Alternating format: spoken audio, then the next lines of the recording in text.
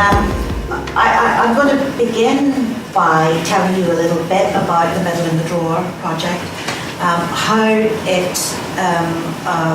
it actually originated, how it was carried forward, and then I'm going to show you a scene.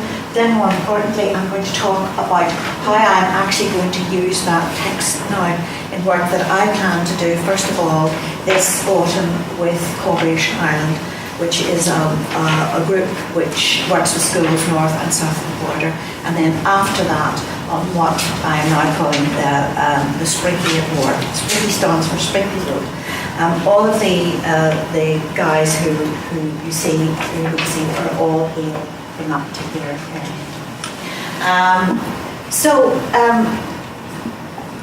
Not to go into the long, because the long history that I have as a person who uses archival material to create performance. Just to say that after 30 years doing that, as an actor, as a writer, and as a director, I found myself studying again. I did, in 2005, I did an MA and a PhD, and then they offered me a job, and I'm still here.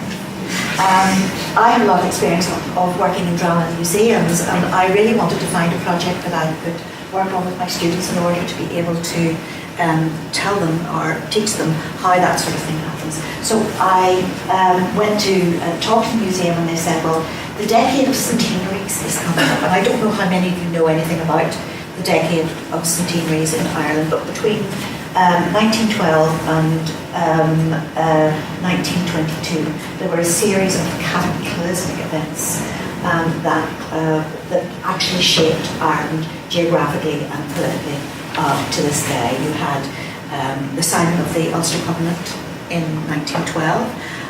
You had the outbreak of the First World War. You had the 1916 Rising. You had the Irish Civil War. You had the construction of the two states. So in Northern Ireland, we have been charged with actually commemorating that. You think you've got troubles. So I was asked by the museum, well, would you think about doing something about the First World War? So I immediately thought of my Uncle Willie, and that's where I started. And I had the death penny, and I was absolutely... I am not a historian, although I have to say I am an amateur historian. I'm a community researcher. So I got out there not knowing anything, and I went to books, I went to public records office, I went to regimental museums. I found Willie.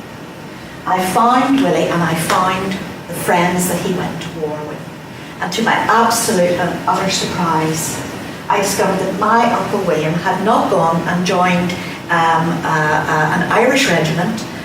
He had actually joined the 36th Ulster Division, which, if you are familiar with the history, was Carson's at UVF. So my Uncle Willie went to war on the other side. And I wanted to know why. I traced the guys he went with. Somebody in the family had this story about Willie going to war with her uncle, and I discovered that he actually went with two of his friends who were Protestant. So immediately the whole myth of if you're Catholic, you joined an Irish regiment, if you're Protestant, you joined the was immediately smashed. And the reasons for Willie went because his friends were going. That's why he went. And that immediately demolishes all of that, because people went for all sorts of reasons. Richard Grayson has done absolutely sterling work on tracking a lot of the men from West Belfast who went. And the reasons why they went are absolutely multiple. I began then the process of turning that into drama. But I had, as Dorothy Heathcock said, drama is man and mess. And what bigger mess can you get than the First World War and the kind of situation that my Uncle Willie was in? So I'll show you the piece of film now, and then I'll talk to you about what. There are actually other pieces of the film that I wish I showed you now, because I think that they demonstrate the central conflicted issue in the play much better than this one does. But this is an example of how I actually used, and if you get a chance to look at the excerpt from the War Diary, you will see how what choices I made. Would you put that on? Oh yeah. Follow me through mud and water. Follow me and never forget.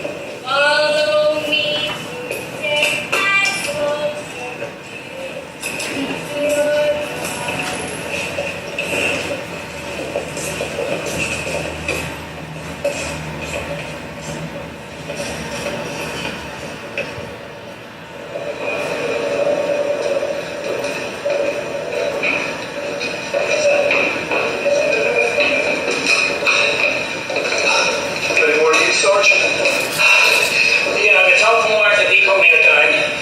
God knows how that runner made it through the straits last night.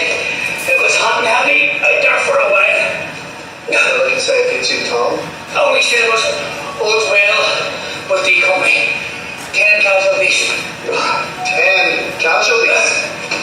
There's wiser in the madhouse. How can it all be well if there's 10 casualties? All's over there, Willie. I know that, Ernie. Is that all we know? I had contact with the OC of D Company at 0230 hours. Go on. What are you not telling us, Sergeant? Fritz had a direct hit on D Company. They need help to dig the men out. They got buried with their trenches falling in on top of them. On this island, Bully. I know it. I'm going over there right now. You're going nowhere! A soldier in the British Army does not desert his post. Sergeant? Sir! Come in to report. A Company got unlucky tonight, sir, but D Company, not so lucky. Just been over there. It's a terrible sight, Morgan. The pioneer chappies near Northern Canada dig out survivors, but there'll be many missing from roll call and stand to. They could have saved themselves, you know, by retiring. But those magnificent fellows, like the true soldiers they once, stood their ground till they fell. It was a splendid show. Yes, sir. Sir, is there any word on the young Private Martin? He's on loan from us to D Company. So some of his mates have been asking about him, sir. Martin? Yes.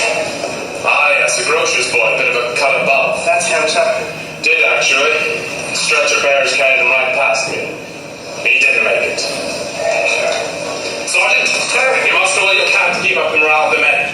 With what's coming soon, there will be no time for sentiment. Sergeant, sir! Oh no, Christ, no, Tom. Was he buried alive? I'm going to be sick. Really, sorry, sir. Listen, really, we are going to go and we're going to dig around right now. And the clay up his mouth and nose, I'm choking. Really, come on, I need you to put yourself together, son. Come on. What are you? Are you man or are you a weekend? Come on, the car, son. Look, the car. He's taking it like a soldier, baby. Come on. Oh, Sergeant, I'm taking it like a soldier. And you know what a soldier does. A soldier takes tit for tat. And Fred, do you hear me? Listen to me, you pack of murdering bastards! You look out well for Willie Kerr's rifle. For I swear to God, it'll wipe every man. Jackie is out and the pirate Romans is on! You young fool! What do you think you're doing? Sergeant, you see that cycle school at St. Omer? Will you put me up for it? Ernie, look at me. I swear to God, I'm going to get them back for Tom. Alright? You see, for every single one of us they kill, I'll kill 10 of them. Battalion order! Attention! The CEO, while deeply regretting the loss of the following men, wishes to place on record his high appreciation of their great gallantry and devotion to duty under trying circumstances. Second Lieutenant J.L. Walker, 2907. The first young YCB officer to fall. Private J.H. McBratney. Big Harvey Hill from Kellylane.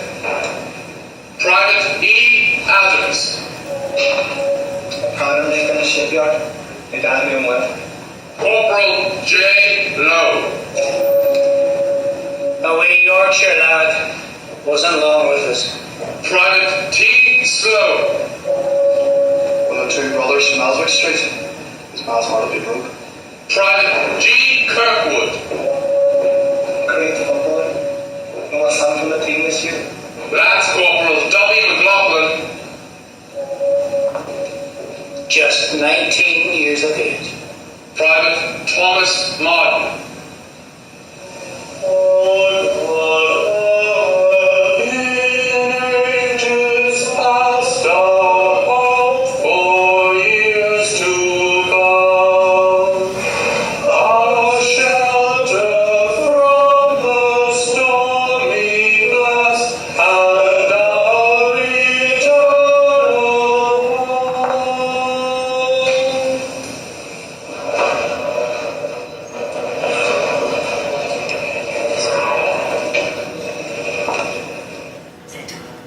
That's it.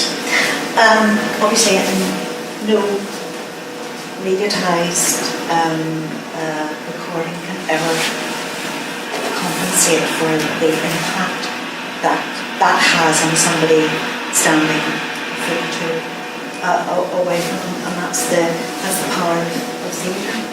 So the play was done in May. And what we intend to do now is, as I said, we're working with Cooperation Ireland. They are working with schools from both sides of the religious divide, as we do routinely in Northern Ireland, and one school from the south of Ireland. And the idea is what they're looking at doing is that they're looking at the role of politicians in persuading young men to go and fight in the war. So obviously Redmond with the Nationalists, Redmond told the guys to go, the Nationalist guys to go because it was going to get home rule, and Carson told the Unionist guys to go because it was going to stop home rule. So all of that was going to be explored in that.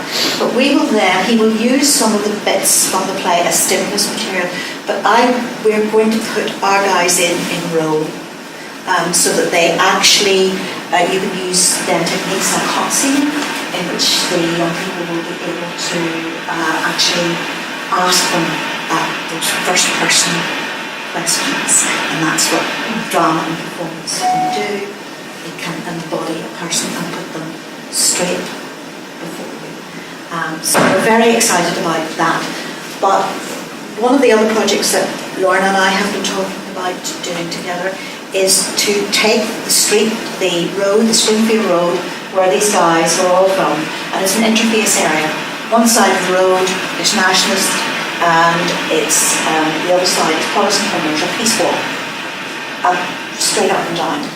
And there was also one of the largest munitions factories, Mackey's, there as well, and 200 women worked at. So we're going to work with schools, and coincidentally, one of the schools that we're going to work with is a hospital school, so I would really very much like to talk to the folk who were involved in that lovely piece that we saw about how that actually worked. And we will be getting them to, Richard Grayson can supply us with the names of every man who went from that area to fight, so we're immediately able to do as you suggested, and they can isolate their own names. Also, war memorials, and because that used to be a mixed area, there are still some old churches from Presbyterian Methodist churches, and one now is an Irish language centre, and I would be interested in finding out whether the war memorial is still actually in Coquitlam on the Falls Road.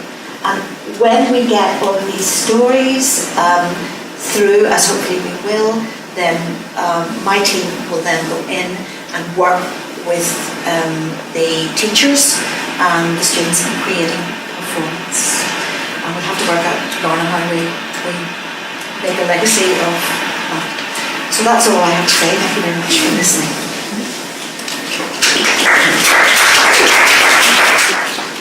Okay, I'm Andrew Maunder from Hertfordshire, from the Centre of Everyday Lives in War, and we're also pursuing the theme of performance and theatre in that centre.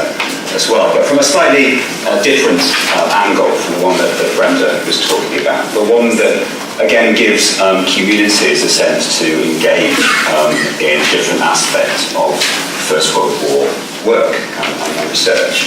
So what I thought I'd do is just have a brief canter through some of the background to this, and then show you a brief clip of one of the productions that we've done, and try to think about some of the ways in which communities and the centres perhaps might work together on some of these works. Might just briefly think about First World War theatre. The idea often in thinking about First World War theatre comes down to two plays, Journey's End and Oh What a Lovely War. They're both famous works, but works written after the conflict itself. So Journey's End is written in the 1920s, Oh What a Lovely War at the beginning of the 1960s, but they somehow come to represent what First World War theatre is all about, in a sense. But this in itself is something of inaccuracy.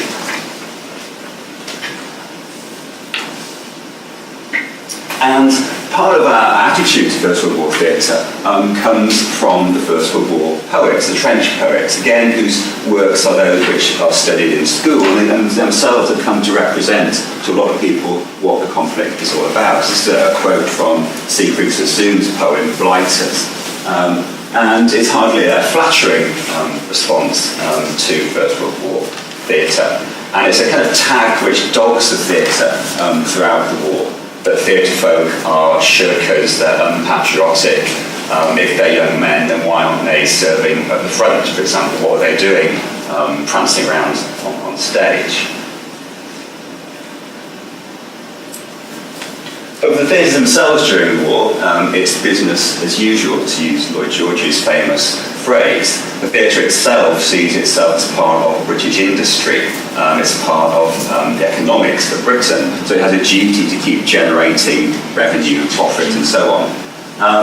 At the same time, there's a question about whether you should go to the theatre in wartime anyway. And this is a quote from Derek Ross writing in the Herald. Is there something inherently bad taste in going and having fun, in a sense, while people are in the trenches, in a sense? So theatre itself seems to walk this kind of tightrope. It can do no rights for a lot of people.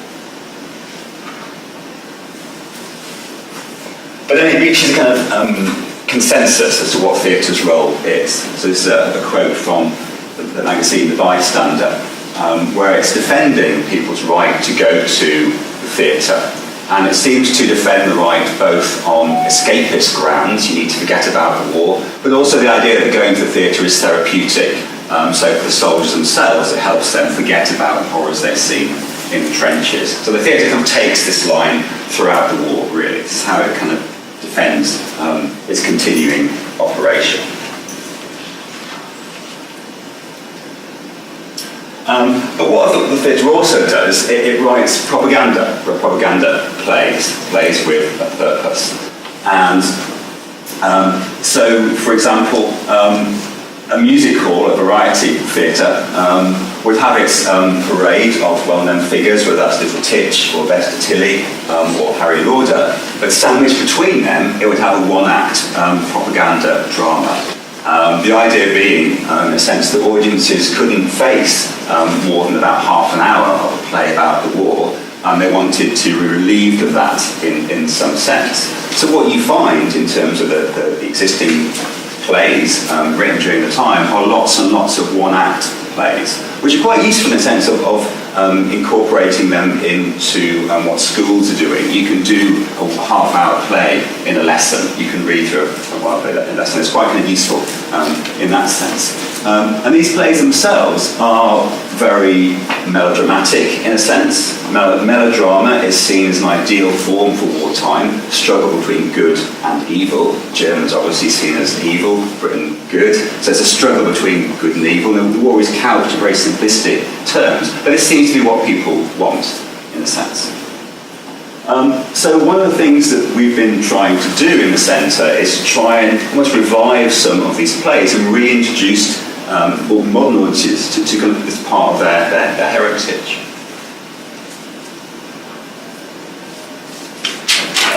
So maybe one of the ways we can do this is try and think about how a local community, a local group, might start to think about what was on in their particular town during the war. So Cardiff, for example, had two theatres, the New Theatre and the Empire, which is a variety theatre.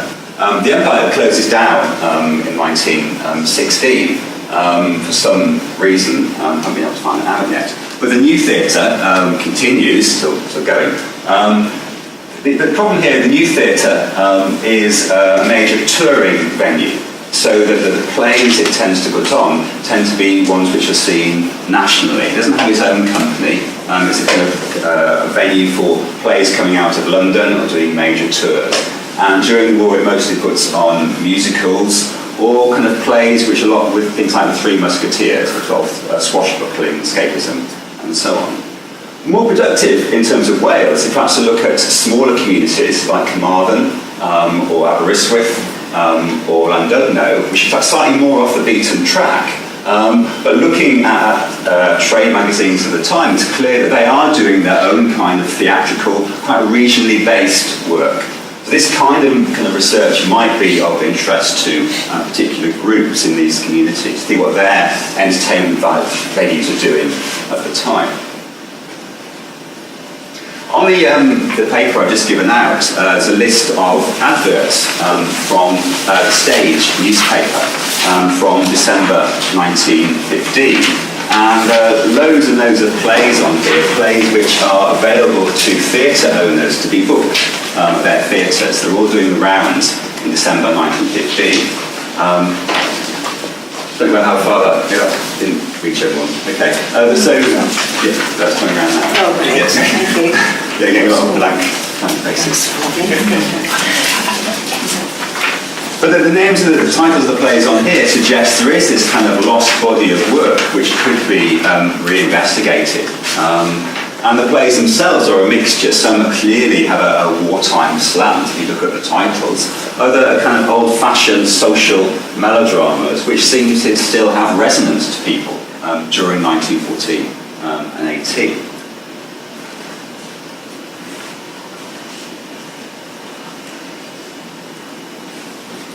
Okay, so when launching the centre, we were trying to find a play that might somehow sum up some of our centre's themes, which are to do with the family, to do with trauma, spiritualism, remembrance, and so on. And one of these such plays is a one-act play written by J.M. Barrie, more famous obviously as the writer of Peter Pan, written in 1918.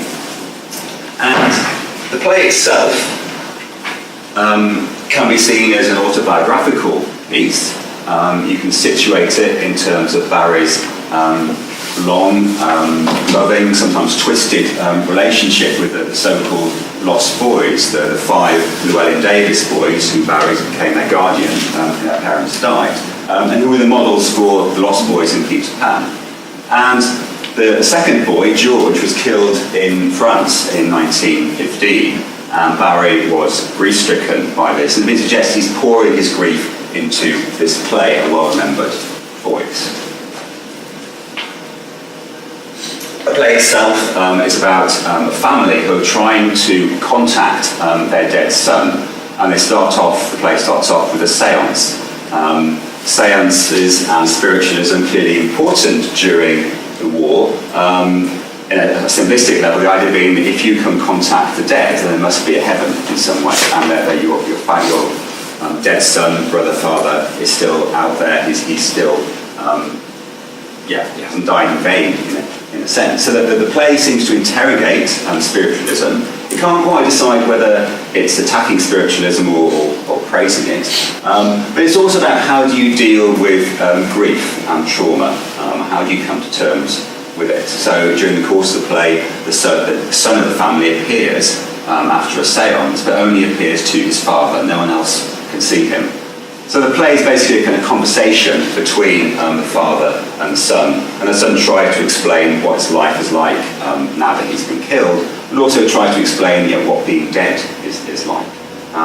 So the play itself, I'm not quite sure whether it's a kind of intended to be a kind of comforting piece, speaks to other members of the audience, or whether it's a kind of mocking the idea of a sense of waste that's been generated. But I'll try and show a clip of the play now. Where, my love, yon lilac fair, Are you still there? with purple blossoms to the spring. It is your mother who is speaking.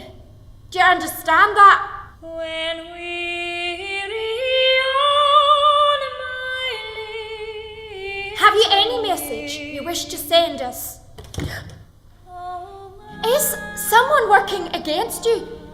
Someone antagonistic? Yes. Is it someone we know? Yes. Is the word father? And it was only 5 months ago. I just can't believe it. You may be glad you do not miss him in the way that I do. I dare say that is so. Father. Jack.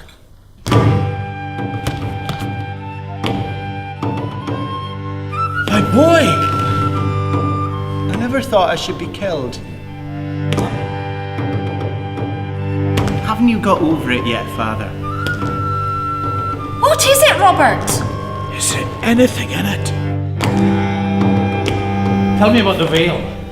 The veil that's drawn between the living and the dead? When you're killed, it suddenly becomes very quiet. Quieter even than you've ever known it at home.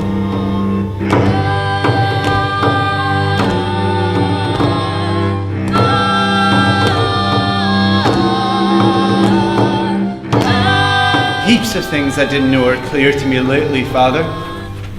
I didn't know that you would be the one who'd miss me most, but I know now.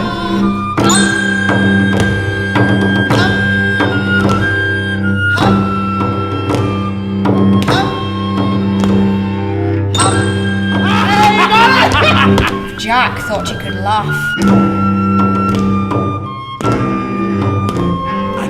I can't give you up, Jack.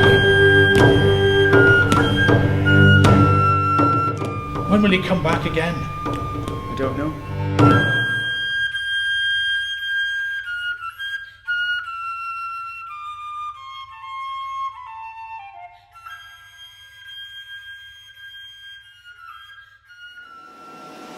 Okay, so one of the interesting things about the plays is that they do seem to offer a kind of alternative perspective on the war. We talked a bit today about competing narratives, and this one of the ideas behind the centre to try and offer alternative visions of what the war meant or does mean to people. And the plays themselves, in a sense, are so familiar to modern audiences, so they seem to do this in quite a nice way. What's also significant about the plays is that one of the challenges for a modern group is how do you make this 100-year-old piece of drama come to life, in a sense. So the plays themselves are something which we hope that local drama groups will take on and try and invest their time and energies to it.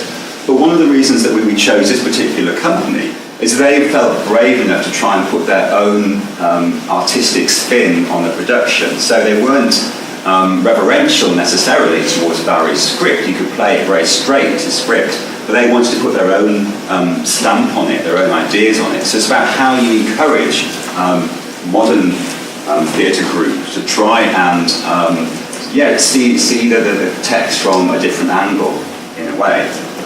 So the play text that I've given you now, which we were going to do some work on, but obviously time is kind of running out, that would be a challenge for a group that wanted to put this one-act play on. Do you put the play on as it's written, or do you try and make it come alive in a different way for modern audiences? And it's something which, in a kind of amateur drama group, would have quite a lot of interest in doing, perhaps, as a way of kind of reawakening a particular take on war, in a sense. The play that you've got now is a play called The Pacifist, written in 1918. It's more less of a complex play than the Barrie play. It's a straight one-act melodrama. There's a little summary on the inside cover by the censor, the Lord Chamberlain, who gives a bit of overview of the plot. And as you see from there, it's quite melodramatic in a sense. There's spies and poisonings and so on, which is quite typical of the time. And yeah, one of the things about the First World War drama is that it gives a perspective which is not necessarily one that we might be familiar with. It doesn't say that the war is a bad thing. It's often very supportive of the war. There might be one reason why such work has gone out of fashion, in a way. It gives an alternative perspective on the events of 1914 and how they're representative to a large section of the population, people who didn't necessarily read poetry or read novels or newspapers even. They believed what they saw from the stage of their local theatre. Anyway. Okay, I'll stop there. Time is pressing.